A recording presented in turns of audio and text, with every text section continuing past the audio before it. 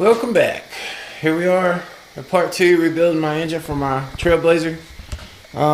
We left off, I got the bottom end put back together, got the pistons installed, everything's torqued down. I don't think I showed the lifters going in, I can't remember. And as you can see, the oil pump and the timing set's all done.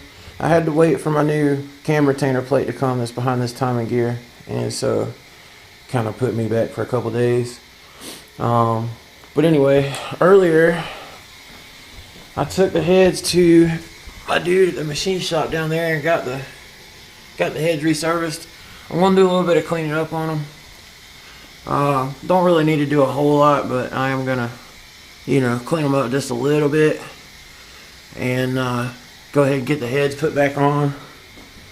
New gaskets, head bolts, all that good stuff, as you saw in the last video. So one other thing, I guess, I'm not too thrilled about using the Velcro head gaskets, but it's kind of hard to get car parts right now, so I'm just gonna hope that we're good to go on that. I'd really like to use some GM, or there was the ones I really wanted to get and try out. BTR started making it, or I don't know if they're making them, but they're selling a LS9 style head gasket for 5.3. So but anyway, they're back ordered for a while, so I'm kind of stuck with these right now, so hopefully they'll work out pretty good. I haven't really had too much trouble with them that I can tell. I think the problem I had with the last engine was just mostly the stock head bolts that I had in there, and it's probably about it. I probably should have got the heads machine last time I put the engine together, but I didn't. So anyway, I'm gonna get this thing put together, and hopefully we'll be getting ready to put this thing back in the truck. So I'll see you guys shortly. Alright, we had a pretty major setback. I guess it depends on what your scale of a setback is. Work wise, not a real big deal. Money wise, it was a pretty big setback. So as I went to torque the head bolts down, as you may have seen in the footage, the first hole that I went to torque, I mean, it just, as soon as I put the bolt down on the bottom, it was just spinning around. I mean, there was nothing in there. And I checked a few of the other holes, and they were not good. And so I think that's actually, at this point, why my head gasket blew, is I actually, lost my threads. Now keep in mind, this is a Gen 3 block, and they're a little bit different. The reason that a lot of people like the Gen 4 blocks is because there's a lot of updated things like the threads in the block and stuff like that. So these Gen 3 engines, they don't have a whole lot of threads in there, and so I mean, you can see there's just not a lot there. There's not a lot of meat down in there. The Gen 4 blocks have much deeper threads, so you don't generally have this much trouble with the Gen 4. So I had to order a kit to rethread the block, and that's what set this video back, probably a week or so. But I'll throw a picture of the kit up there. But long story short, and there is another video on this, just so you guys know. But long story short, we've got these inserts, like NS300L, and they're steel inserts, and as you can see, they've got coarse threads on the outside, which is a lot better for grabbing into the aluminum. And then the inside, of course, is your standard M11 by 2.0 LS thread. And so basically, you drill the hole out, you tap it, you got a jig and all that kind of stuff. Like I said, I will have another video specifically on how to do that. But right now, I'll just time lapse, doing a couple holes just to kind of show you guys sort of the process. And I've got 8 out of 10 holes done on this head. I just decided, you know what, I'm just gonna go ahead and do every single one, and that way I don't have to worry about that in the future. So I've got these 2 left right here. It's a shallow hole and a deep hole, and so I'm gonna get these done, go ahead and put this, get this cleaned back up. I'm gonna go ahead and put this head on and get it torqued down, and then we're gonna go ahead and pull this head back off the block. It's not tightened down either. I just, you know, I didn't even look at that head once this side stripped. You know, I started looking at options.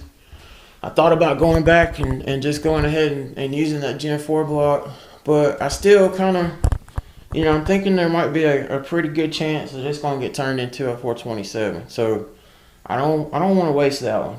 And not that it's so much a waste, but you know what I'm saying. So another thing too is if I don't fix this block, it's useless. So I might as well fix it. And with these inserts, it's actually stronger, way stronger than stock. So you know, as long as I don't put a window in the side of the block or something like that later on, I mean, this thing is going to be solid for a while. So anyway, once I get that head put on, I'm going to pull this head off, do all the other holes, and go ahead and get this other head put back on.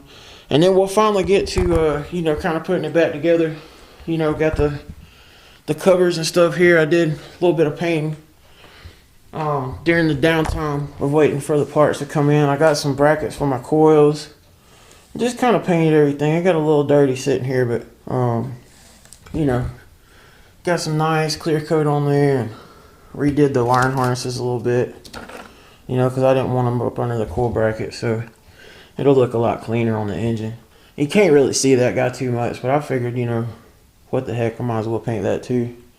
The other thing I did, I'm still letting this soak just to make sure it's clean. Like I said before, I got the PCM North Carolina baffle kit, so I can actually, or the relocation kit, so I can actually take the baffles out and clean this oil pan. So, but I went ahead, even though this isn't quite the same as a Trailblazer SS, I went ahead and tapped this with a 3/8 MPT and put a plug in there, which is that bypass valve that's in the oil pan. And so basically, I'll show you the difference, you know, while I'm at it. So this is the delivery tubes that are in my oil pan, and keep in mind it's a 2004, and so it doesn't have like the bypass valve and stuff in this part like the Trailblazer SS's and the newer oil pans do.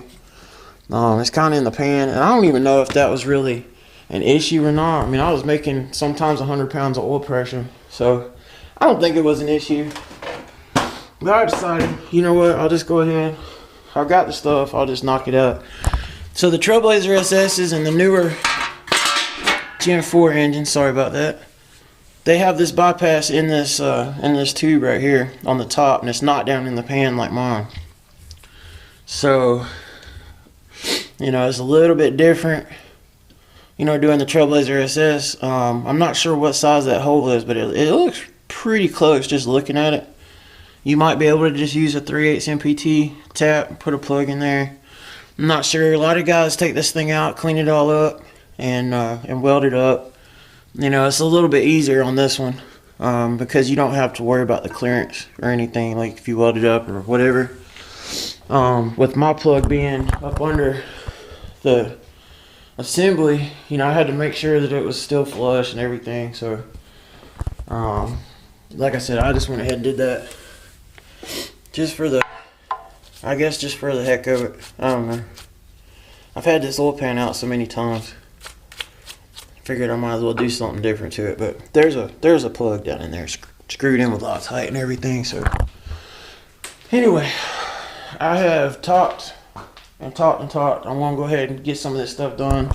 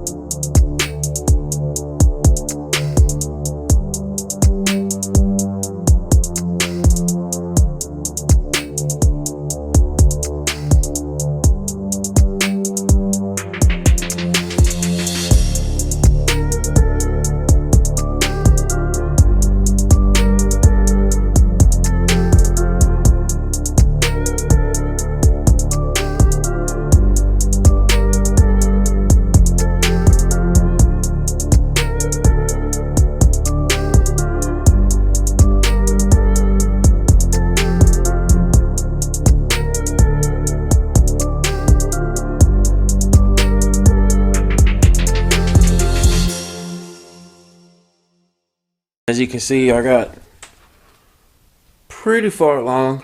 I haven't done anything underneath, so basically what I did is I got the heads put on, got the top end sealed up, got the harmonic balancer put on, got the drill, the crank, and everything for that. Obviously you see the AC compressor. You know, I went in and put the belt on that because it's not going to be in the way. Knock sensors, valley cover, all that good stuff. So, and the headers, my rusty old headers. I'm going to replace those sometime. But, you know, they work. They might be regular old not stainless steel ones, but they do their job right now. So, so basically, I got to get underneath and go ahead and put that stuff together, which that doesn't take long at all. Just the exhaust, the cross member, and shift linkage, and that's pretty much it down there. So obviously the transmission's already on the engine, you know, before I put it in the truck. So, and the wiring and everything, it's all attached. It's not, you know, the intake stuff, but the harness and everything's already hooked to the transmission, and all the grounds and the starter and all that stuff. So we're good there. The other thing I did is I made some AN lines for my transmission cooler. Those are in, and so when I get towards the front, you know, when I get the cooler and everything put back in, I'll put some ends on those, get those terminated. And I've also got some more AN stuff to do. Fuel lines. I want to replace the stock fuel line, get rid of that stuff, and you know, make a better connection for my E85 sensor. I'm not sure if I'm going to keep it up top or put it underneath or what just yet, but I'm probably going to end up just putting it up here on the intake like I did before. I got some fittings to work that in up there, and I've already got a plug, you know, up here for it and everything. So but anyway, so that's where we're at right now. I'm going to go ahead and get under there and go ahead and put the bottom end back together, get the drive shaft and all that stuff put in, and I'll go ahead and sit the truck back down and get this hood stuff put together. So I'm not going to film anything underneath, and I'll probably time lapse, you know, putting the engine bay back together. I'm going to do like the fastest time lapse I've ever done. So hopefully completely putting the front end back together probably be about a 5-minute time lapse, something like that. So hopefully that comes out pretty cool. And yeah, I got, you know, put the intercooler, the bumper back on. I think I mentioned it before, but I've got a new box of intercooler pipes and stuff. That's what that box is. So my plan is to make all new intercooler pipes and TIG weld them and everything, you know, kind of clean up the engine bay a little bit. Got to go swap my gas tank out. It's empty.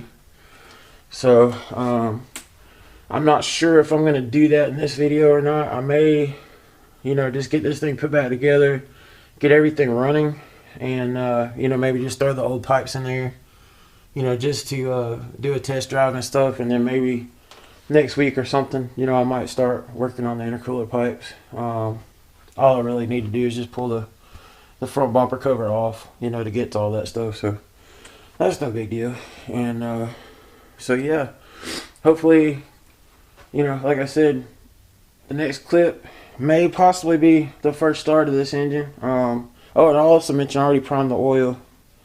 So got the oil system primed. You guys have seen me do that dozens of times by now. So oil is all primed, it's full of oil, everything's ready to go there. So once I get this front end together, hopefully we'll be doing a first start here shortly. So yeah, we'll see you in a little bit.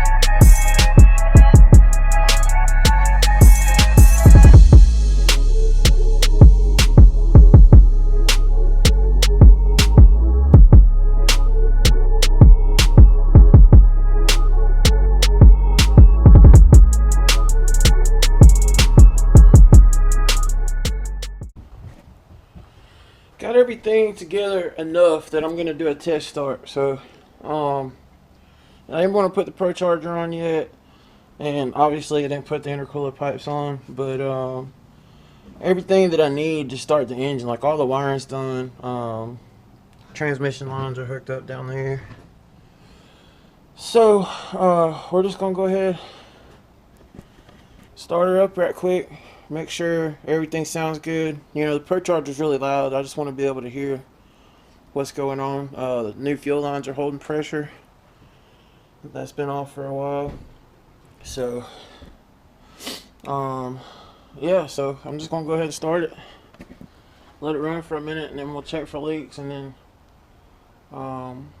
yeah, so here we go. I don't care how many times you do this, you always get just a little bit nervous. Make sure the camera's good. So this is a genuine first start. I'm sure you'll be able to tell by, you know, the fuel system getting primed and all that good stuff. So here we go. Quit playing. Here we go. Ready?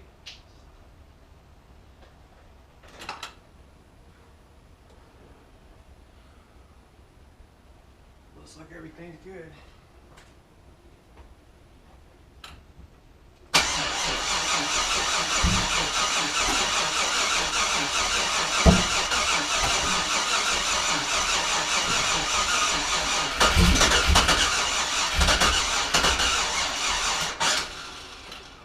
Cycle the key again. Try some more fuel up.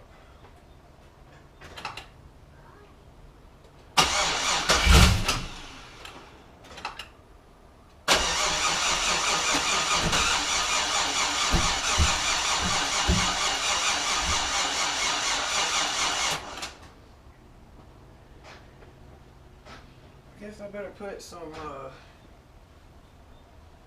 put a jump box or something on here.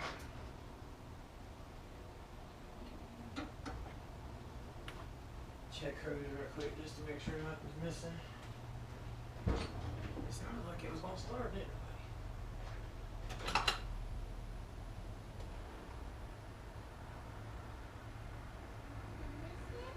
Zero hose. That's good.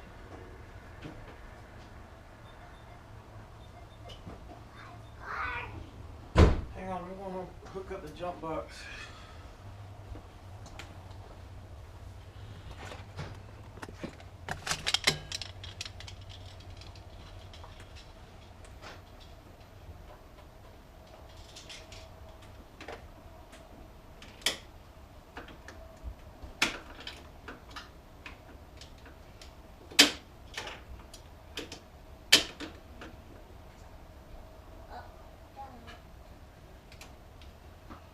Alright, you ready? Let's see what happens.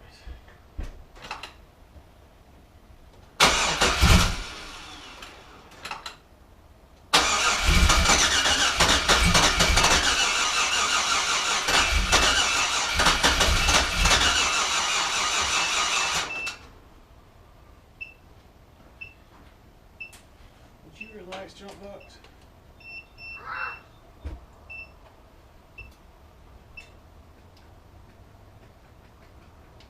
This thing might be dead. Yep. Well, let me get out the battery charger and hook it up. I'll charge up the jump box.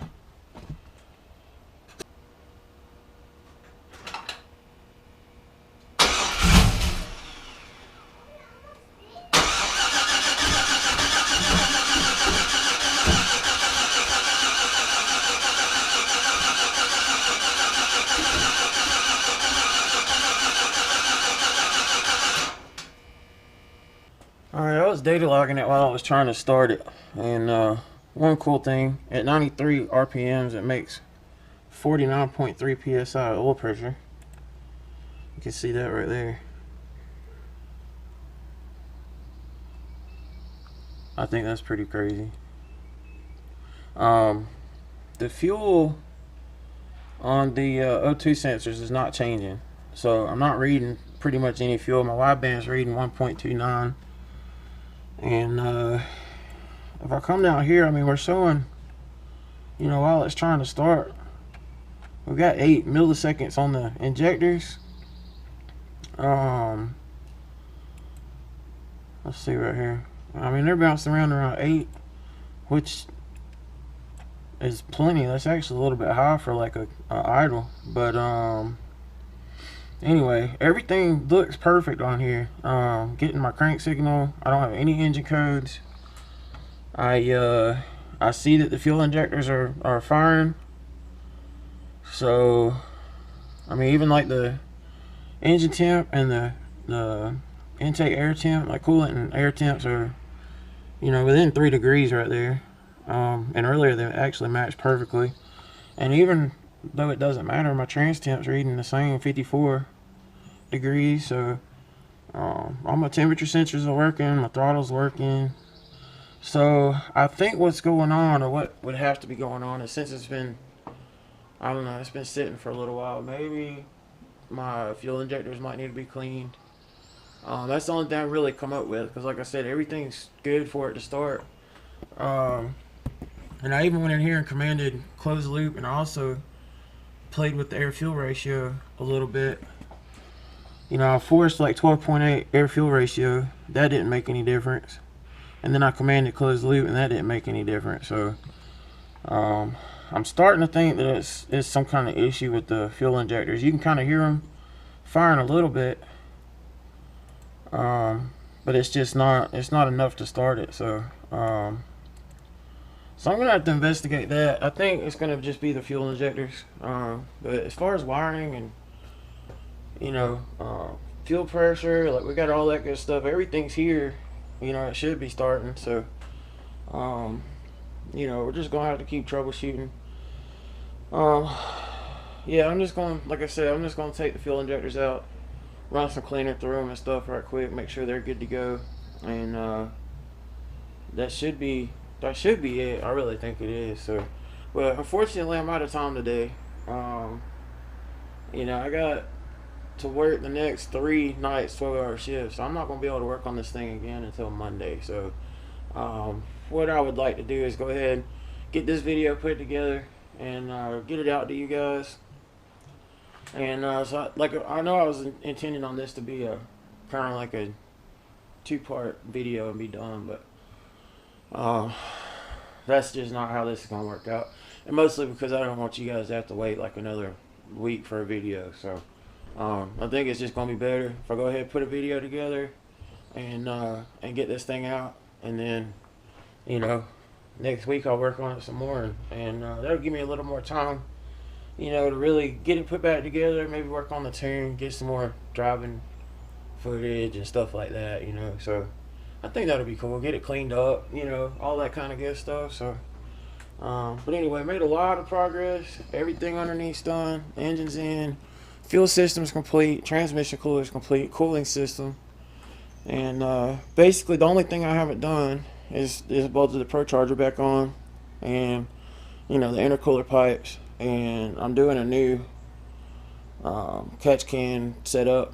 So that's pretty much all that's left. I mean, aside from why it won't start, you know, I should have been able to start it up, and I mean, it would move under its own power and all that good stuff. So anyway, you know, we'll get it. It's not a big deal.